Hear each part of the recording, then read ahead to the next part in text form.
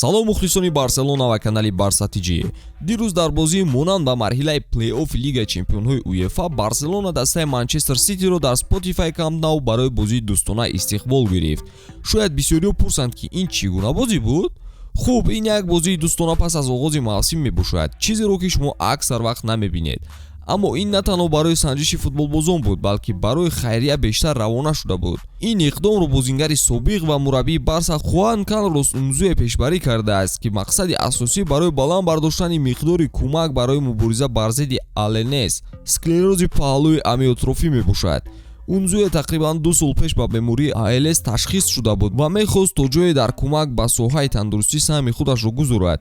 шумораи зиёди мухлисон ҳам ба майдон омада буданд ва дар ин иқдом иштирок карданд. ҳатто Иньеста аз ин аксия худро бетараф нагузошт. зиёда аз 91 000 чиптаи фурӯхташуда ва маблағи ба даст оварда ба Foundation Luzon барои таҳқиқи ALNS равона карда шуданд. бозии мазкур пас аз пирӯзии барса дар мавсими Ла Лига, ки рӯзи якшанбе бар муқобили Реал Сосиедад буду бо ҳисоби 4-1 анҷом ёфт, сурат гирифт. ҳам барса ва ҳам сити ин мавсим дар лигаи чемпионҳои уефа бозӣ хоҳанд кард ва имрӯз онҳо мефаҳманд ки дар марҳилаи гурӯҳӣ бо киҳо вохӯрӣ анҷом медиҳанд.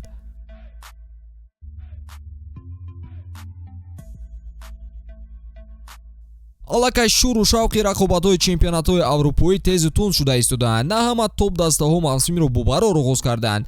аз хизматрасониҳои шарики мо 1x истифода баред ва тамошои бозиҳоро ҷолибу диданӣ созед. дар 1x регистратсияи осон ва пардохт аз тамоми гӯшаи канори дунё, вале аз ҳама муҳим бонус то $100 бо промокоди барсатиҷи. силкаи зарурӣ дар комментария. ба ҳама муваффақият. хави дар ин бозии ғайрирасмӣ ба футболбозони эҳтиётӣ бештар имкони бозӣ дод. ҳайати асосӣ чунин буд: дарвозабон Пеня, ҳимоятгарон Алба, Пике, Кунде, Роберто, ним ҳимоятгарон Бускетс, Де Йонг, Кесе. ҳамлагарон бошанд Ферран, Обамянг ва Рафиня ба майдон баромаданд. шурӯи бозӣ бо ҳамлаҳои бозингарони барса оғоз шуда бо зарбаҳои Обамянг хотима меёфт. ҳарчанд дар хати ҳимоя Кунде ба майдон баромад, вале ба ҷои фоида зарараш бештар ба чашм мерасид. бача бозиашро гум карда истодааст ва аз удаи тӯб намебарояд. ба ғайр аз Кунде, дарвозабон низ иштибоҳҳо дар коркарди тӯб нишон медод, ки машинаи сохтаи Гвардиола аз ин фурсатҳо ба хубӣ истифода мебарад ва мо инро дар премер-лигаи Англия борҳо шоҳид шудаем. маҳз бо иштибоҳи Пеня бозингари Манчестер Сити Алварес дар дақиқаи 21 ҳисоби бозиро кушод. дастони Пеня гӯё шикоф буданду тӯбро дошта наметавонистанд. каталониҳо баъд аз ин барои баробар кардани ҳисоб талош мекарданд ва бо як ҳамлаи хубе ба Обамянг муяссар шуд, ки дар дақиқаи 29 тӯбро вориди дарвозаи рақиб созад. бо имкони зиёд ин бача ба Челси меравад ва аз ҳозир барои голзанӣ ба дарвозаи Сити тамрин карда истодааст. қисми аввал бо ҳамин ҳисоб анҷом ёфт. дар қисми дуюм бошад боз ҳамлаҳо ба дарвозаи Пеня зиёд шуданд, вале ӯ аз удаи кораш ба хубӣ баромад. дар дақиқаи 66 прессинги барса ба он оварда расонид, ки Де Йонг ба ҳисобаш голро ба қайд гирад, вале пешсафӣ дар ҳисоб дер давом накард, зеро баъди 4 дақиқа бозингари Манчестер Сити Палмер голи навбатии тимашро зада тавозунро барқарор кард.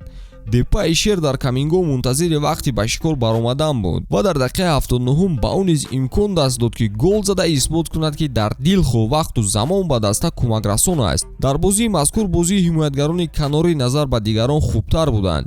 ҷои Роберто то ба охир рақобат мекарду ҳолати дигар Балде бо суръати баланд тӯбро ба пеш мебурд. аз Пеня дида дарвозабони сеюми даста Арнаут Тенас даҳони ҳамаро бо ҳунараш воз монд. қандаша занад. ана ҳимоятгарони марказӣ бошанд бо бозии баъди худ имкон доданд, ки ҳисоби бозӣ дар дақиқа 99 дидор мусовӣ шавад. Кристенсен қӯйда вайронкунӣ карду Марез берамона аз пеналти гол зад.